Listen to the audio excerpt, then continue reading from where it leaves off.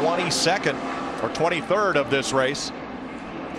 I tell you another reason I don't think that 3 cars will work. I talked to several drivers, and they said even in practice yesterday, physically I was wore out. My arms felt like they were going to fall off my body up there trying to control my car with somebody pushing me at almost 200 miles an hour. Kane and Montoya on the inside, up high. Smith and Busch. Kevin Conway has just taken the last transfer spot away from J.J. Yaley. That's back at 18th position. Bill Elliott continues to hold on to one of those 2 spots. Elliott runs in 14th. Regan Smith, I think he led that lap. I think we're looking at Chad Knaus, the crew chief for Jimmy Johnson, over there talking to Mike Shiplett, the crew chief for A.J. Allmendinger. They've been working together ever since the drop of the green flag. The other thing, we talked about it at the top of the show, we know these guys will have to make a pit stop. There's the Dinger in front of Jimmy Johnson, all trying to race their way into Sunday's Daytona 500. Closing in on halfway in the first of 2 Gatorade duels. Now Kurt Busch and Regan Smith have been leading. And the problem with this 2-man tango is that when you make the swap of position so that second car can get some cool air, you go side by side and your lap time increases by about 1.5 seconds. And the speed differential on the racetrack from the cars following, well, you can just look in your mirror and watch them go by. That's what Kurt Busch and Regan Smith had to do as they made the swap.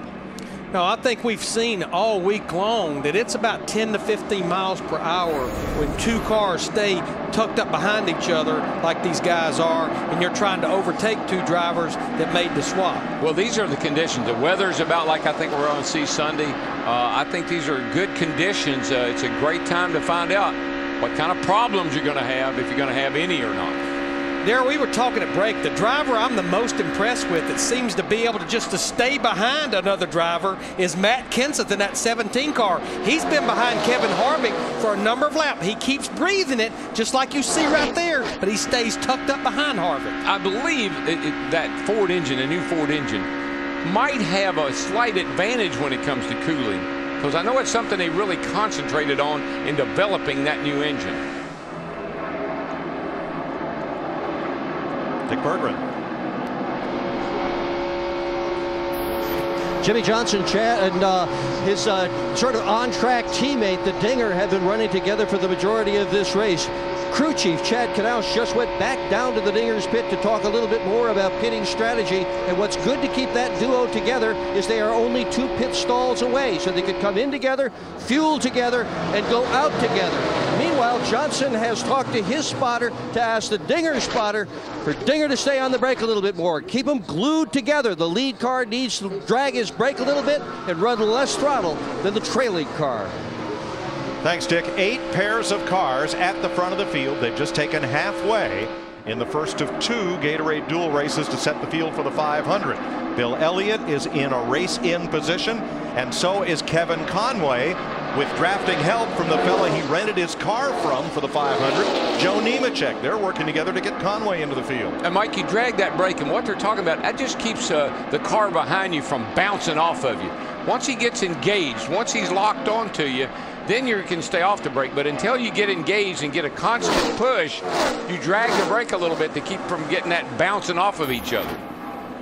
You know, looking at Casey Kane up there battling for this lead, I think it's been well documented.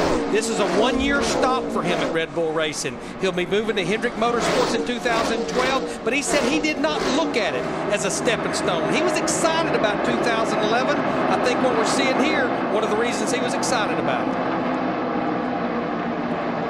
Great run for Kane, the big push from Montoya.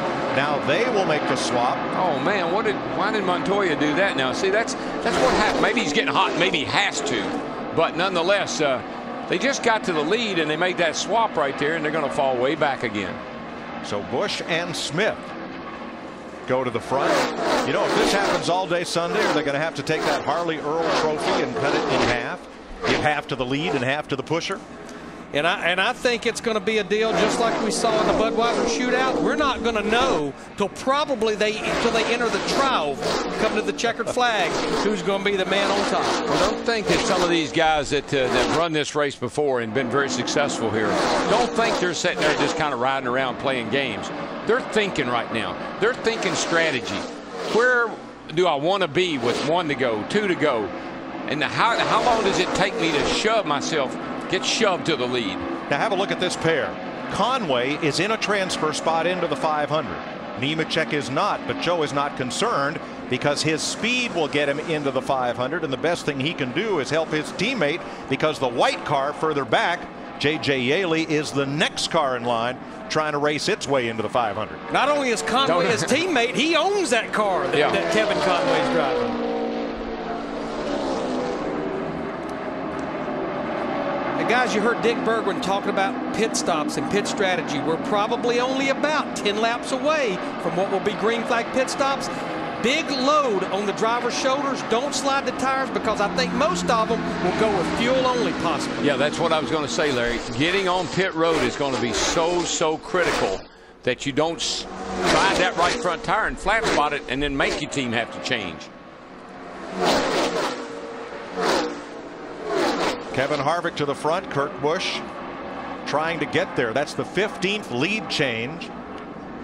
1 away from the record since this race was increased to 150 miles in 2005. Well, we had a record number of lead changes Saturday night. We're headed for a record number of lead changes right here. It is shaping up to be an exciting speed weeks in the Sprint Cup Series. Welcome back to Daytona. 38 of 60 laps complete. One pair has already been to pit road as we went to break. Casey Kane and Juan Montoya made their pit stops and chose to take on fuel only under the green flag. Yeah, I think we'll see that pretty much across the board. Can't imagine taking time to change tires. Kevin Harvick leads with Matt Kenseth. Jimmy Johnson and A.J. Allmendinger, the second pair. We know down here testing, Mike, cars run 100 laps on tires. Didn't have any problem. Only reason you changed tires today is just because you felt sorry for them, maybe. Regan Smith, Kurt Busch, and here's Junior poking out right through the middle. Takes Tony Stewart with him in that next pack. Off to turn 1 they go 3 wide. None of these cars have yet made a pit stop. Looks like we got Bill Elliott in the 09 car, Brian Vickers in the 83 car. They're making their green flag pit stop.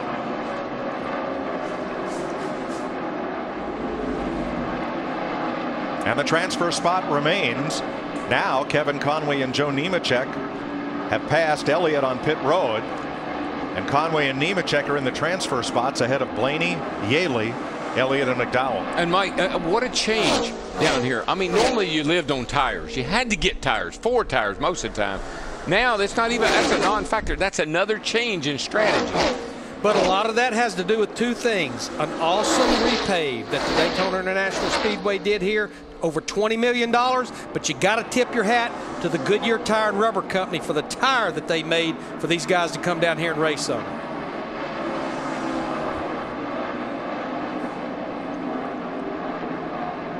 Kevin Harvick has led 5 times for 17 laps, more than anyone.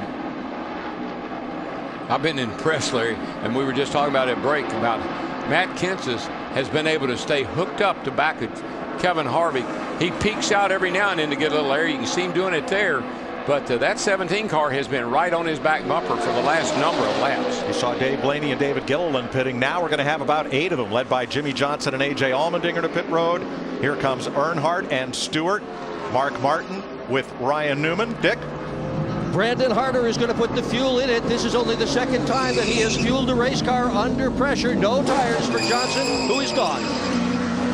Bobby Labonte and Menard also in. Matt? And Tony Stewart's team, they're going to make a right side tire change for the 14. Meanwhile, the 39's topping off. Steve, he's going to go out with his teammate. And Matt, a lot of different strategies here on pit road. You see Dale Earnhardt Jr. to the right. Fuel only for the 88 Junior, saying it's really important who you get off and off pit road with. Mark Martin leaves as well. Now Joe Nemechek comes out slow. He was waiting for Kevin Conway, and that may prove costly because Conway's group had a slow pit stop. Joe even moved over to let Kevin Conway in the 97 get in front of him where Joe can start pushing him. That's a very good owner right there. Yes, it is. Of course, it would mean about $100 grand in his pocket if he can get him in the race.